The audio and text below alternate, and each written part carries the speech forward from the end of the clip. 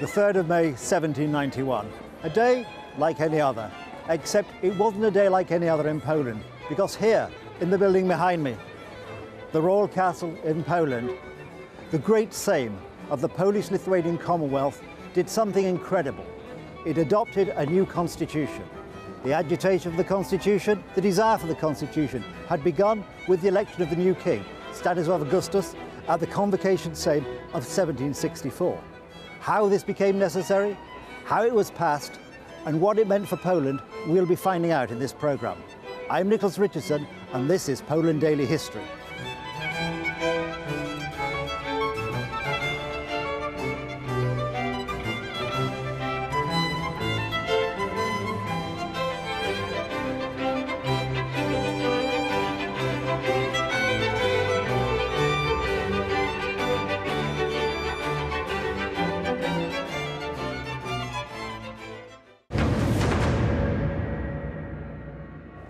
We're here in the Senate chamber, in the Royal Castle in Warsaw. This is the room in which the 3rd of May 1791 Constitution was actually passed. But before we get there, we've got to think about the background that led up to the passing of that Constitution. What brought it about? What was Poland's system? What were the influences which led to the need and indeed the opportunity for the passing of the Constitution? I'm here with Anna, a Warsaw guide to the Royal Castle. Anna, thank you for joining us. So, how would you describe the Polish constitutional system in the years leading up to the new constitution? Well, just like everything in Poland, this is a long and complicated story. Starting back in medieval times, just as it was in England, you had King Arthur with the Round Table.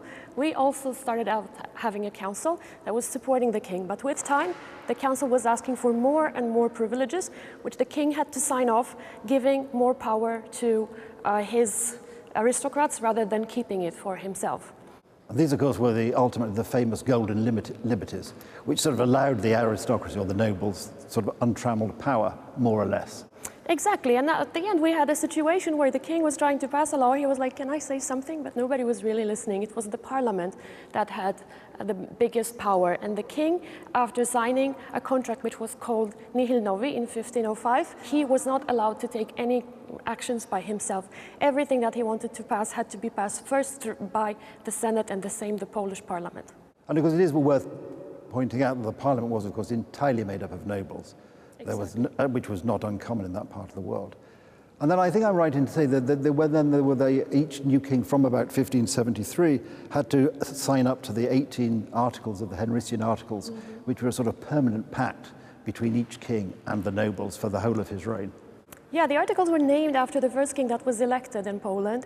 His name was Henri de Valois, known in European history as Henry III of France. When he was elected to be the king of Poland, of course he had to sign a contract in which it was clearly described what he can do and what he cannot do without the parliament's permission.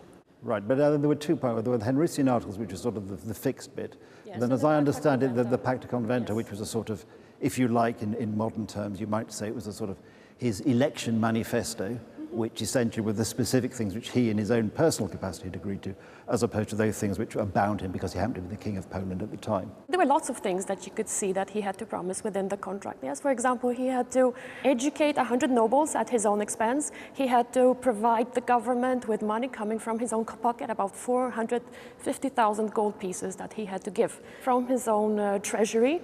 And basically, for example, he also had to declare war against Ivan the Terrible.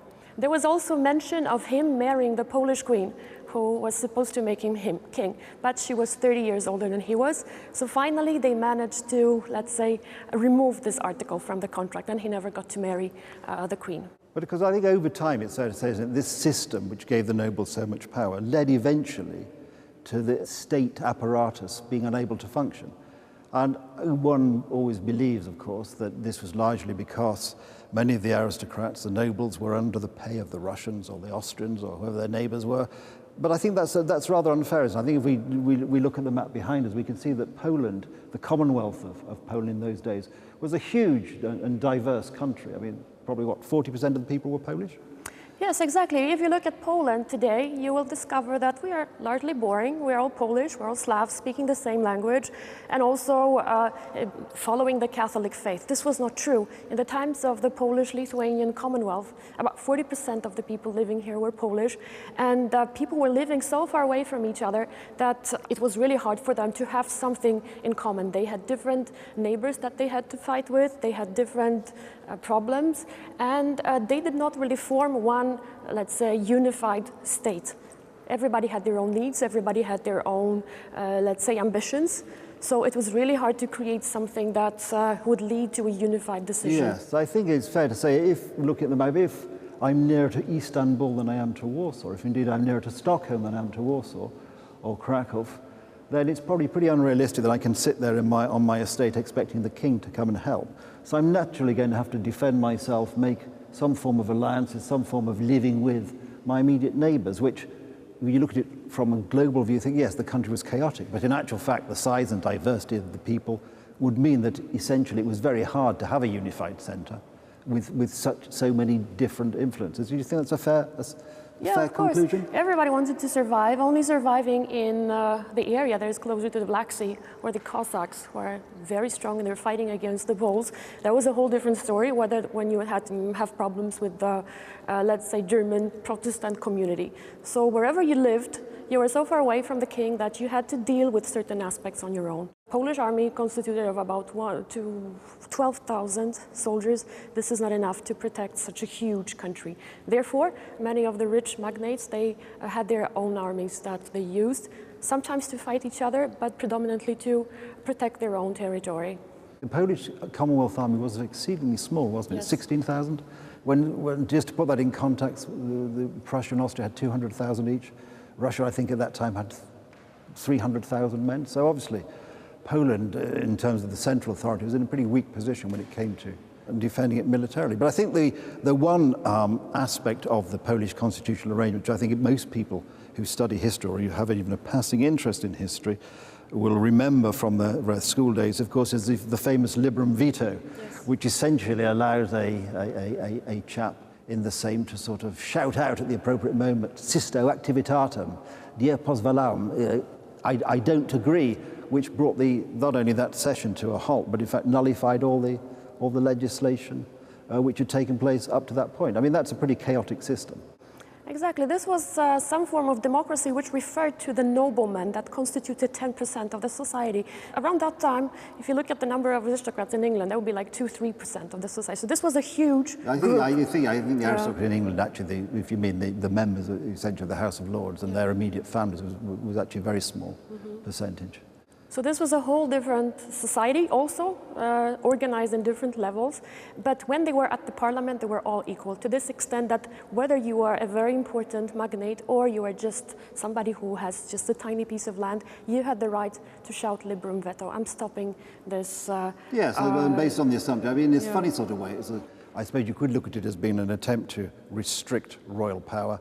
And you said, okay, well, every member of the Sejm, every noble is as good as the next noble. So if you want to get decisions made, you have to have unanimity, which was probably fine in the earlier periods. But of course, by the time you got to the 18th century, this was just a recipe for chaos. Bribery or no bribery, it was just chaos, and something really had to change. Yeah, and also one of the reasons, in fact, of introducing liberum veto was to avoid corruption. Yes, they thought if the whole parliament is corrupted, there will be at least one person who will be honest enough to stop this whole gathering. Right, because the reality was, of course, that unfortunately it meant that most things got stopped for most of the time. Yes. So something had to be done. And what had to be done, of course, we will find out when we get the new king.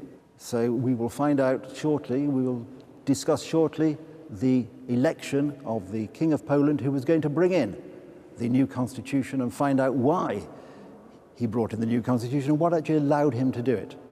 And also a new epoch, yes, the Enlightenment that came to Poland, which brought a new wave, a new approach to the world, and looking at the world and how it functions from a whole different angle. So it was some sort of a wind of change that was coming to Poland, along with the king that was about to be elected. And that is something we'll be finding out about very soon.